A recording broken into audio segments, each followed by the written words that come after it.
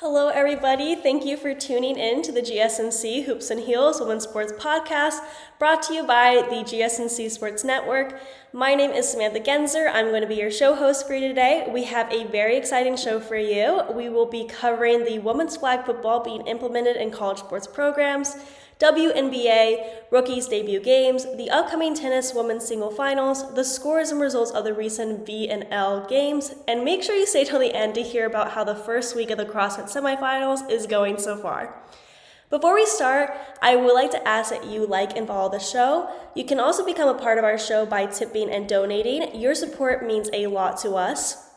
Also, we do get a number of questions that come in from viewers during the show, so to ensure that your questions get viewed and read on the air, I ask that you use the link gsmcpodcast.net with your questions. They put your questions at the top of the list so that I see them, and also it really helps the show. The link is gsmcpodcast.net, just once again. So let's get started. I hope you guys enjoyed today's content. I also just want to give a little disclaimer right now. I have a cold right now, so I am out of breath whenever I talk, so just ignore that for now. But anyway, first segment of the day is very exciting. We're going to be talking about flag football coming to women's college sports. This is a huge deal in the women's equality in sports movement, and I'm very excited to announce that it has been increasingly more and more popular in community college, universities, and colleges themselves. So flag football is a version of American football that's popular among both men and women. In flag football, the game's physical contact is significantly reduced compared to traditional tackle football. Instead of tackling players to the ground, participants pull flags or belts from the ball carrier to end a play. The rules are pretty much similar to traditional American football, but are modified to emphasize speed, agility, and strategy over physical strength. The field is usually smaller, and the number of players on the field can vary depending on the league or level of play. So the National Association of Intercollegiate Athletics, NAIA, in partnership with the NFL, has started offering women's flag football as a collegiate sport, providing more opportunities for female athletes. The most recent edition of a women's flag football team was on May 13th of this year, where Howard Community College received a National Junior College Athletic Association grant to start intercollegiate women's flag football. And also, when I refer to National Junior College Athletic Association, I also use the abbreviation NJCAA just for reference. Howard Community College, also known as HCC, is located in Maryland, and they were given a $10,000 grant to start the team. They will begin competing in the spring 2025 season. President of the HCC, Daria J. Willis, spoke on the announcements, and she said, HCC has always tried to lead with an eye towards opportunity and equity for all students. This program will be a major element of promoting women's participation in sports at all ages and expanding our college championship footprint across men and women's on-field, on-court, and esports program. HCC Athletic Director Mike Smilkinson said, "We are elated to add women's flag football to the list of sports offerings at our dynamic institution. Our intramural flag football league has been a big hit this past year, and we are happy to offer the chance for current students to play competitively against other institutions.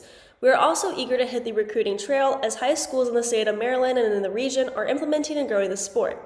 We can offer young women at these schools the chance to continue their athletic and academic careers at Howard Community College."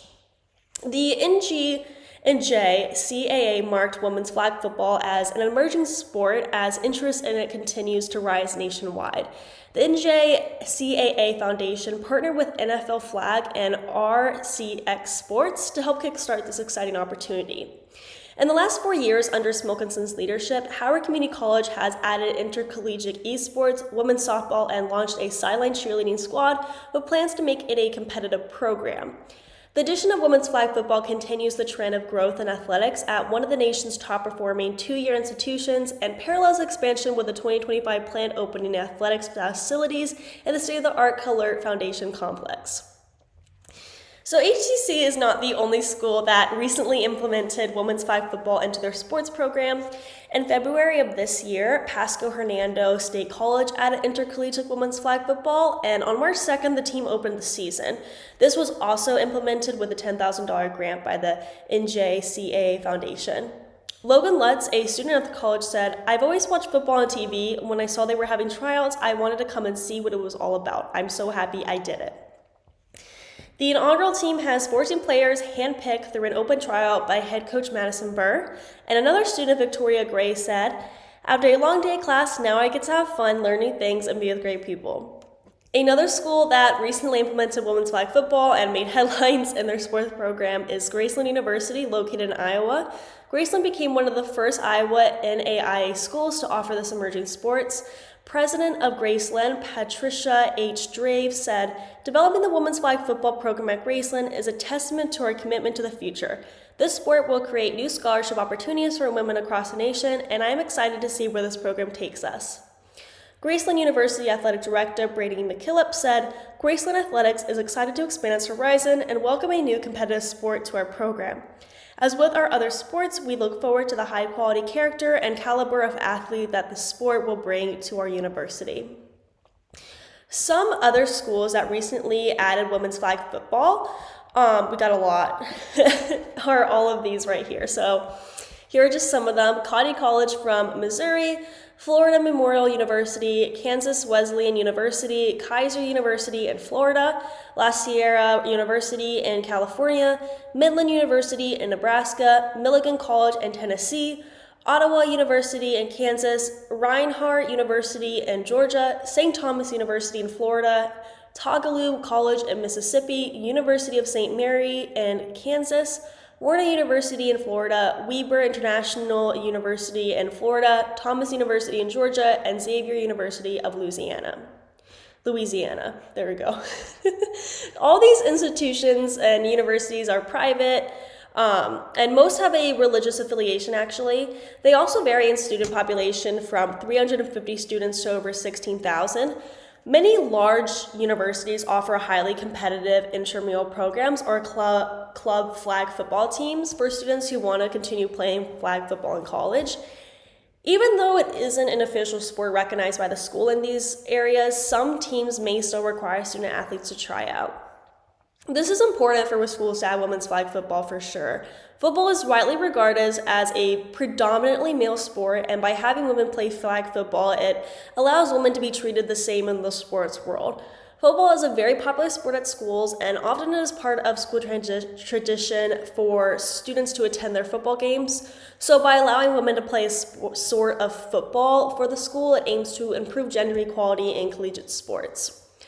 Also, adding another sport to schools is beneficial in itself. As more colleges and universities adopt women's flag football, there are increasing opportunities for scholarships, and schools can gain more student participation, which helps increase student engagement within the school community. In particular, sports themselves offer crucial development opportunities such as teamwork, leadership, and resilience, and flag football teaches girls an important basic motor skill, hand-eye coordination. Female athletes learn this skill when catching the ball on offense or intercepting the ball on defense. They also develop improved hand-eye coordination in the name of the game, the difficult task of trying to pull an opponent's flag. It's very important for schools to add new sports to their program, and this sport in particular is a great addition to the school's sports program, in my opinion. So we are now going to dive into our next segment, talking about how other WNBA rookies did in their debut games. But before we go ahead and do that, we are going to take a little short break, so I will see you guys very soon.